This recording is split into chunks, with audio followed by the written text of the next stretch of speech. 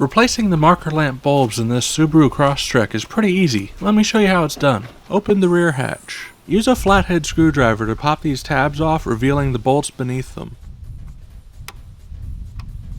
Loosen both bolts.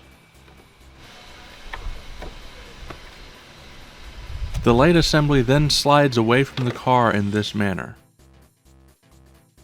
The marker lamp bulb is going to be in the socket on the side of the housing. Gently rotate the marker lamp until it stops and it should come out. Unlike what you see in the video, use rubber gloves for safety and to keep the oils from your fingers off of the bulbs. After checking to make sure it works, it illuminates, so let's install it back into the assembly.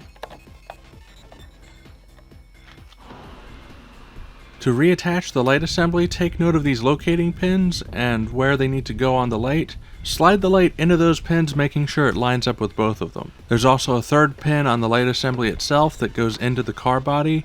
Once that's in place, then you can bolt it back down. If the light doesn't seem like it's lined up quite right, take it back off and try it again. Finally, install the bolts, but don't over tighten them because you could crack the plastic that the housing is made out of. Repeat these steps for the other side and you're all set. It looks good. In person, it was a little bit more clear to see than in camera. If you want to upgrade to these LEDs as well, I'll put a link in the description. It is an affiliate link that helps us produce more instructional content like this. If you want to replace other lights on this Crosstrek, I've got other videos explaining how to do that. I'm Steve, and I hope to see you in the next Car Simplified video.